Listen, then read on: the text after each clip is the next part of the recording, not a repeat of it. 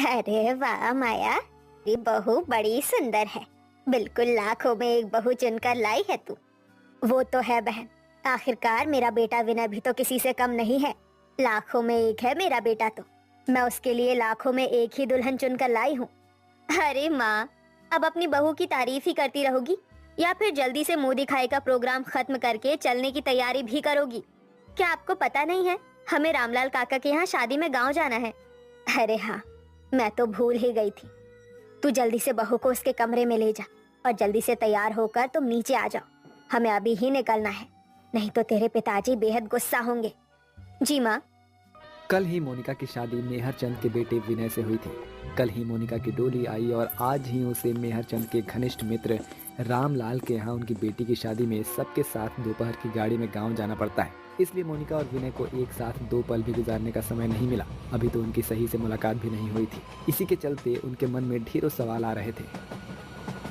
Sorry Monika, मतलब मेरा तुम्हारे साथ समय बिताने का बहुत मन था, पर तुम तो जानती हो ना कि पापा के बहुत ख़ास दोस्त हैं और उनकी बेटी की शादी में पहुंचना बहुत ज़रूरी है।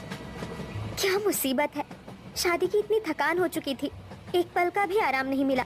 यहाँ तक कि मैंने अपनी सुहागरात के लिए इतने सपने सजाए थे और सुहागरात के दिन ही हमें यहाँ आना पड़ रहा है।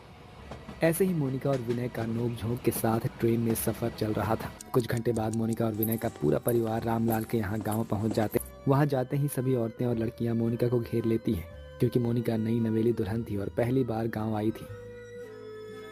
माया बहन, हम एक काम करते हैं, सारी औरतें एक साथ सो जाते हैं और आदमी आदमी दूसरे कमरे में एक साथ सो जाएंगे।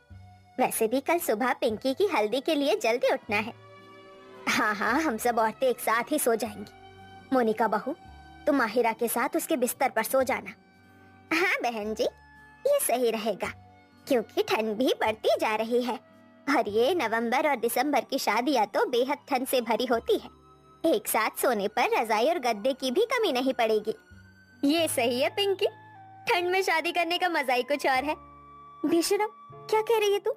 माहिरा की बात सुनकर सभी हंसने लगते हैं और इसी तरह शाम भी बीत जाती है और रात को सभी मेहमान खाना खाकर अपने अपने जगह पर सो चुके थे। लेकिन मोनिका और विनय की आंखों में तो मानो नींद ही नहीं थी, क्योंकि उनके लिए यह उनकी शादी के बाद की पहली रात यानी उनकी सुहाग रात थी और दोनों अलग अलग बिस्तर पर सोए हुए थे। मोनिका औरतों के बीच और विनय आदमियों के बीच में और दोनों के हाथों में फोन थे। मोनिका, यहाँ तो सब लोग गहरी नींद में सो चुके हैं, अगर वहाँ भी सब लोग सो गए तो कुछ देर के लिए बाहर आंगन में आ जाओ ना। ठीक है, मैं आती हूँ। मोनिका किसी तरह बाहर आती है और आंगन में विनय कांपते हुए उसका इंतजार कर रहा था।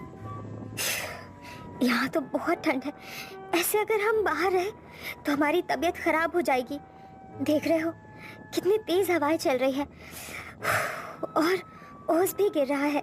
एक काम करते हैं, ये जो सामने झोपड़ी है ना, उसमें चलते हैं। वहाँ हमें ठंड भी कम लगेगी और हमें कोई देखेगा भी नहीं और हमारी बातें भी हो जाएगी। पर विनय, हमें यहाँ जाते हुए किसी ने देख लिया तो? पता है ना आपको, गांव के लोग कैसी कैसी बातें बनाते हैं।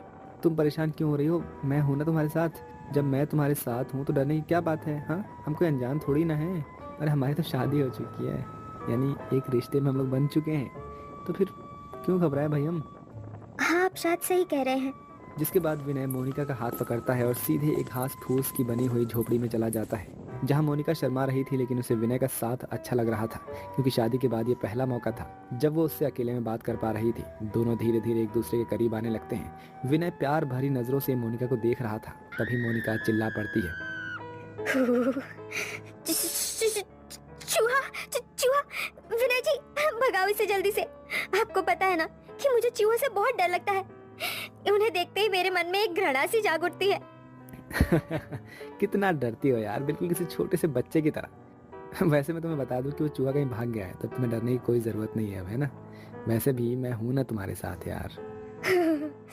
वैसे मुझे यहाँ पर बहुत ठंड लग रही है और देखो ना, खिड़की से ठंडी हवा सीधी आ रही है।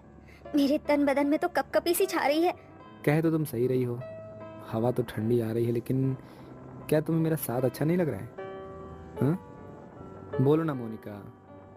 विनय जी, अगर आप साथ हो तो ये ठंड मेरा कुछ नहीं बिगाड़ सकती। ये कहते हुए मोनिका बेहद शर्मा जाती है। फिर अचानक से ही खिड़की खुलती है और तेज हवा का झोंका एकदम से मोनिका की तरफ आता है। मोनिका विनय से लिपट जाती है और ये पल बेहद ही खूबसूरत बन जाता है। विनय जी, मुझे अब और भी ज्यादा ठंड लग रही है। मेरे इतने करीब आने के बाद भी तुम्हें ठंड लग रही है? हाँ? पूस की इस रात में विनय और मोनिका बहुत सारी प्यार भरी बातें करते हैं और अपनी सुहाग रात मनाते हैं, और ऐसे ही कब सवेरा हो जाता है उन्हें पता ही नहीं लगता। सुनो, लगता है सब जाग गए। अब हम यहाँ से बाहर कैसे निकलेंगे? एक काम करो, मैं पीछे के रास्ते से जाता हूँ और तुम सामने से चली जाओ। कोई पूछे तो कोई कुछ जवाब मत देना। ये बात सही नहीं है। खुद तो पीछे के रास्ते से चले जाओगे और मुझे फंसा रहे हो। चुपचाप साथ चलो मेरे। हाँ हाँ हाँ, हमें चलता हूँ। देखो, मैं डरता नहीं हूँ यार किसी से, आखिरकार तो मेरी बीवी हो। मैंने कोई चोरी थोड़ी की है। अच्छा जी, तो फिर पीछे से जाने का ख्याल क्यों आया? वो वो बस ऐसे ही आ गया था। चलो चलते हैं ना यार। इस समय घबरा तो विनय भी रहा था, लेकिन यहाँ कोई और रास्ता नहीं था, जिसके कारण दोनों हिम्मत करके किसी तरह से बाहर आते हैं। अभी दोनों झोपड़ी के बाहर निकले ही थे कि रामलाल की पत्नी जगवंती और माया वहीं खड़ी होती हैं। बहू, तुम यहाँ क्या कर रही हो? मैं तुम्हें हर जगह ढूंढ रही थी। और विनय, तू यहाँ बहू के साथ क्या कर रहा है? ओ माँ, हाँ, मैं मोनिका को झोपड़ी दिखाने के लिए लाया था। देखो, वो क्या है ना कि मोनिका पहली बार गांव आई है, तो उसने ना कभी भी ये घास वाली झोपड़ी नहीं देखी है। तो हम लोग ना सुबह टहलने के लिए निकले हैं, तो मैं मोनिका को ना वो झोपड़ी दिखाने की बात कर रहा था। हाँ, तो मैं उसे यहाँ ले आया। हाँ हाँ माँ जी, मैंने सच में झोपड़ी नहीं देखी थी कभी। यहाँ से विनय और मोनिका झोपड़ी देखने का बहाना करके अपनी सास से तो बचकर निकल जाते हैं, लेकिन आगे जाकर उन्हें माहिरा और पिंकी खड़े हुए देखकर हंस रही होती है। क्या बात है भाभी, आपके चेहरे की हवाइयाँ क्यों उड़ी हुई है? देखा है आप झोपड़ी? कैसी लगी गांव की झोपड़ी? ठंड तो नहीं लगी आपको झोपड़ी में? नहीं नहीं, झोपड़ी तो अच्छी थी। वैसे किस चीज से बनती है ये झोपड़ी? क्या भाभी, हम आपकी खिंचाई कर रही हैं और आप हो कि हमें बातों में भटका रही हो। खैर छोड़ो। अरे भाभी, वैसे अगर आपने झोपड़ी देख ली हो तो आ जाओ, जल्दी से तैयार हो जाओ। आज मेरी हल्दी है और मुझे भी तैयार कर दो। हाँ हाँ, क्यों नहीं। जिसके बाद सभी जल्दी से तैयार होकर आती हैं और ऐसे ही हल्दी मेहंदी की रस्में करती हैं। ऐसे ही 2 दिन बीत जाता है और आज पिंकी की शादी भी धूमधाम से हो जाती है, जहां सभी इस शादी को काफ़ी अच्छे से एंजॉय करते हैं। और अगले ही दिन शादी खत्म होने के बाद विनय और उसका परिवार ट्रेन से अपने घर आ जाता है।